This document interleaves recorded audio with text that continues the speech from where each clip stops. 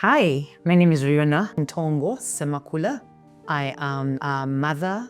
I am an educator. I'm a librarian. I am a friend, a sister, a wife. And yeah, I'm really excited about Teesa and thankful for how it's making an impact in my life. So a few months back, I've known Paula here and there. We've crossed paths here and there, but we have the Kampala Faith and Work Bible Study, a ministry that is made for young people in Kampala who want to think about how their faith can be lived out or how it can impact their work. And so she was part of this Bible study, and her and I got into these deep, long conversations about life. But then I think a few, maybe weeks later, she was going through a transition in her family and education stuff, and I'm passionate about education. And so we started talking about just really organically about some of the things I've learned, homeschooling my own children, and now working in education at an international school. And I think she was really helped by that. And she just was like, okay, we need to get you to people out there. The same way that you have helped me to think through what education is, what are my goals, what am I trying to do, why am I doing it, is going to be is something that would be helpful to so many people out there. So why don't we turn all these things you've learned over the past maybe 10 years into a course that can serve people, especially parents who, like you, are constantly thinking about how they can be intentional, how they can have an active role in the bringing up of their children. Yeah, that's how I guess the conversation began. And that's how I began working with Teesa. So at the moment, we are trying to create a course that is targeting parents. So that's both male, female, really parents, so guardians. And the goal of the course is to try to help parents think about how they can be the main stewards of their children's education. We're using a word parent-led education. What does that mean? How can you as a parent be the first advocate for your child when it comes to education? So kids are in school for 17, 18 years, and parents are the ones who spend the money, the ones who stay up late when kids are sick and etc. But we feel that maybe they're not as equipped with knowledge, with encouragement, with resources that can help them feel confident and able to accomplish that role. But also, I think one of the things that we've realized is that parents, as much as they have all these things that they want for their children, the mentor is very good at defining clearly, okay,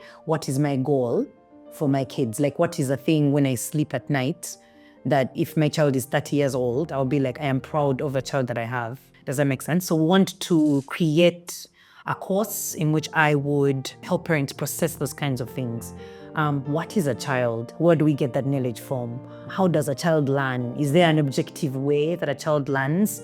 And so if it's how a child learns, when I'm going to choose a school, there's a special way that God has created them. May it be better for them to be at home, depending on the age of the child. Should I really take my child to, a daycare with, 60 kids when they could be home learning in the early years, just like playing and engaging with the world in a much more tactile way that is probably they're learning even more that way as at their age.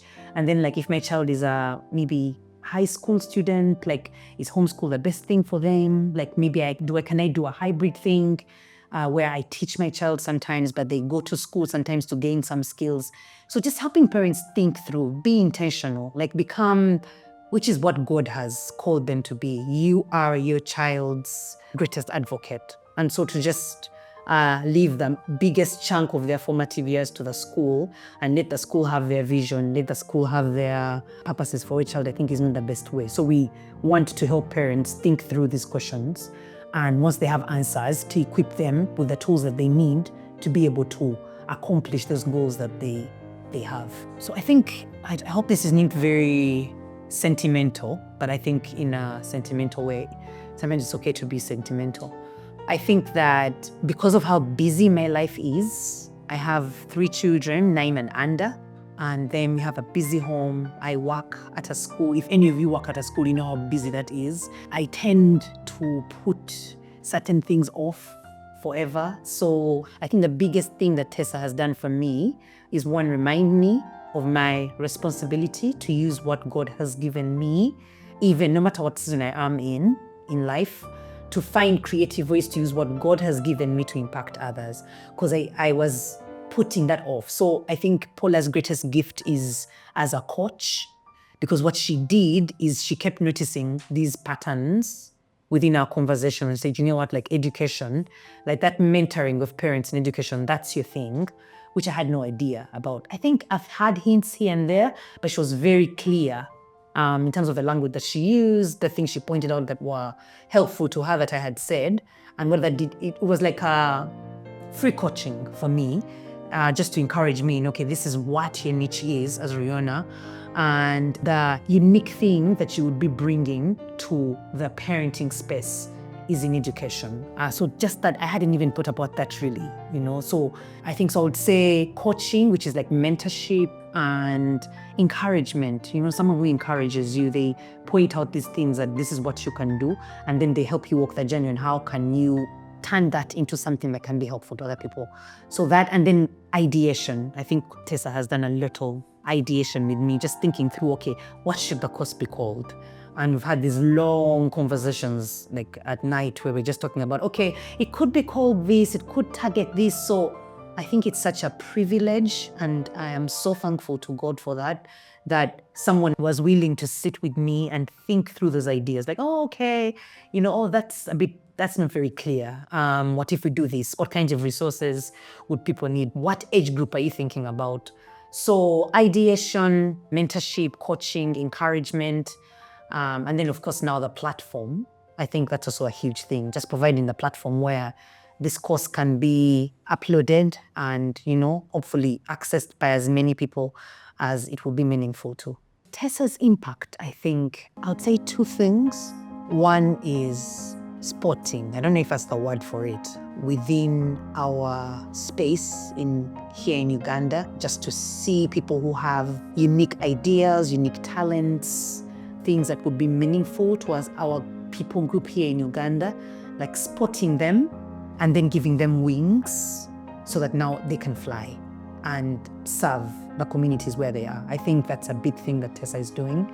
So I think in terms of impact, if people who have unique things that they can offer to a community are being spotted and given a platform to do that, I think that's a huge way that our community is being changed, because knowledge is being passed on to those who need it. And hopefully those people are changing their thinking, they're changing their actions, and I don't know what the ripple effect of that will be, but I hope that would create a ripple effect in which there's mindset change, there's life change in different ways. So I think that's the impact. Even with a course like the one that I'm talking about, like just thinking about a country like ours where 70% of the population is youth, and then 50% of those, I think is 50% is 15 and below. When you start to see country that in the 90s had been really broken down by AIDS and then poverty, for us to build strong family structures and fortify our values, our beliefs, and even our economy, like because children, they are kuvafu, they're also economy protection. And so for us to start thinking, how do we equip parents to be strong parents who are intentional, who are mentors, who are building up strong children? Already, the ripple effect of that within community, if people take these things seriously and start to practice them, I think we have strong families. We have children who are safe, who are cared for, who believe in their potential, who know they have to contribute. They understand that it's every human's duty to use their gifts to steward God's world and give back, things like that. So already, even with just my course, I see that as a very long-lasting impact on our community, because knowledge is coming down and people are using it to change mindsets and actions for good. That's one impact I would think about. And then I don't know what support.